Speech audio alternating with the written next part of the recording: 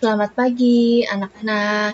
Hari ini kita akan belajar tema 1, diriku, subtema 3, pembelajaran yang ke-1. Oke, anak-anak, kita hari ini akan belajar tentang melukis dengan jari. Ya, anak-anak, kemarin kita sudah belajar tentang anggota tubuh. Apakah kalian masih ingat? Jumlah jari kalian itu ada berapa? Ya betul, ada 10 jari kita, yaitu jari yang ada di tangan. Nah, jari tangan kita itu ada 10, jari kaki kita juga ada 10. Nah, anak-anak, jari yang kita miliki ternyata bisa digunakan untuk melukis. Nah, di sini ada gambar nih, Bu Kristi siapkan ada gambar lukisan menggunakan jari tangan ya. Ini menggunakan jari tangan kiri dan kanan. Ini dibuat ceritanya ini membuat gambar hewan ya, gambar anak ayam. Jadi kalau melukis menggunakan jari itu biasanya dikenal dengan nama finger painting ya. Lalu saat melukis dengan jari itu dapat menggunakan cat air atau pewarna makanan. Nah, ini kan lukisannya itu warna-warni. Ini menggunakan warna kuning dan warna merah. Nah, ini warna ini didapat menggunakan cat air. Kalau misalnya di rumah tidak memiliki cat air, itu bisa menggunakan pewarna makanan. Nah, lalu ini media yang digunakan untuk membuat lukisan ini yaitu menggunakan kertas ya. Jadi yang putih ini adalah kertas. Bisa menggunakan buku gambar atau bisa menggunakan kertas HVS ya. Jadi kita medianya menggunakan kertas, bukan tempel di tembok ya anak-anak ya. Jadi menggunakan media kertas. Nah, di sini ada langkah-langkahnya. Yang pertama, siapkan cat berwarna dan kertas, ya kan? Ini sebelah kiri itu catnya, warnanya bebas, mau merah, biru, kuning, hijau ya, warnanya bebas. Nah, lalu di sebelah kanan ini adalah kertasnya. Cat berwarnanya itu tadi boleh menggunakan cat air atau pewarna makanan. Lalu setelah menyiapkan alat dan bahan, anak-anak pilih warna yang kamu suka. Jadi anak-anak itu bisa memilih warna apapun yang kalian suka. Boleh warna merah, kuning, atau biru ya. Pilihlah yang kalian suka. Lalu gambar dengan jari sebagai kuasnya. Ya, biasanya kalau melukis itu menggunakan kuas. Kalau kali ini berbeda ya.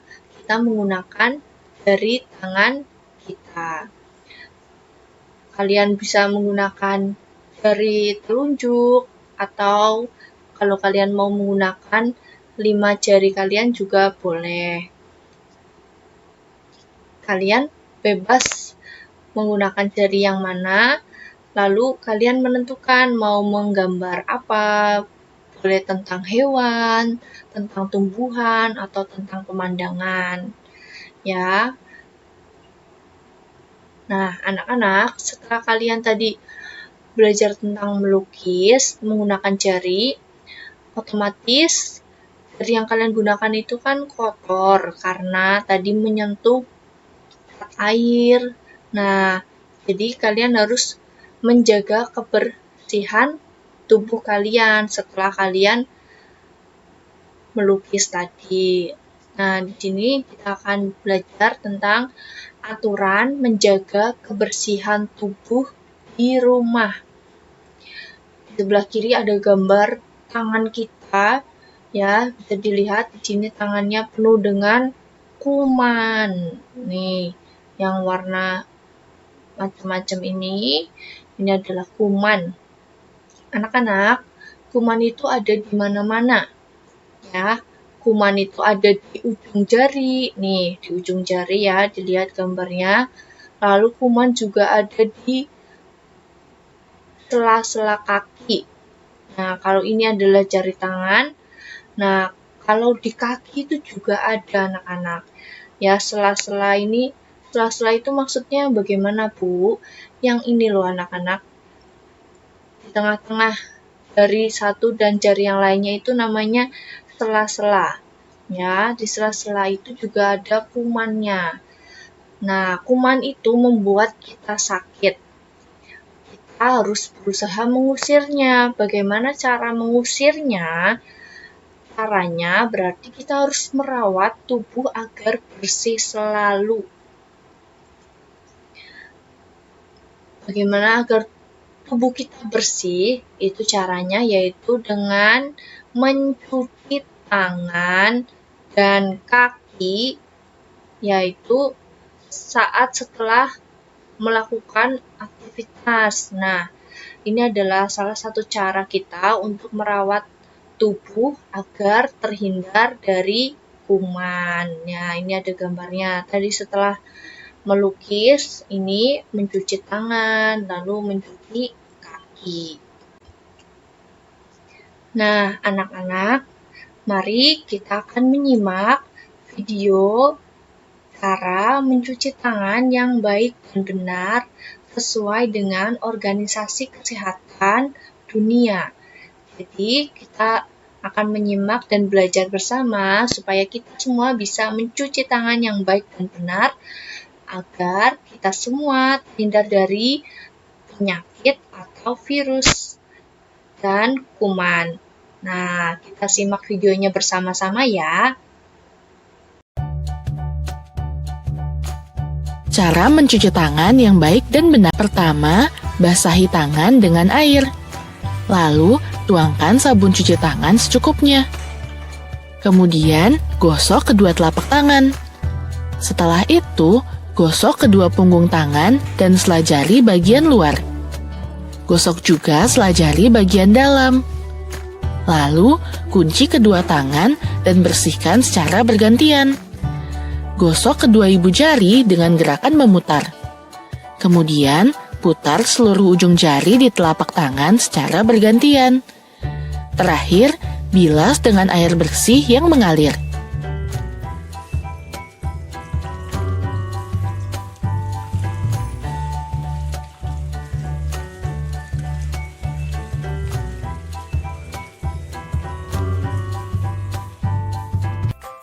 Cuci tangan bisa mencegah kita tertular dari penyakit menular, seperti batuk, pilek, diare, gatal-gatal, sakit mata, dan tipes.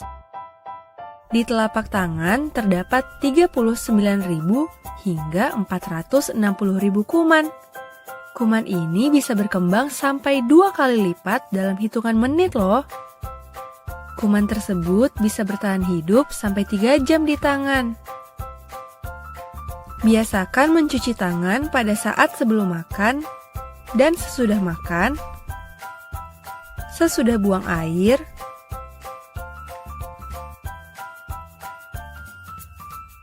sesudah batuk atau bersin,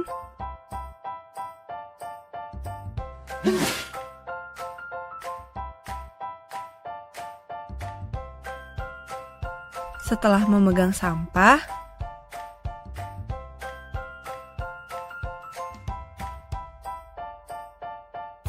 setelah memegang uang, setelah memegang hewan, atau sesudah membersihkan kotoran hewan. Mencuci tangan harus menggunakan sabun. tak hanya bagian telapak tangan loh, tapi sabun itu harus menjangkau punggung tangan,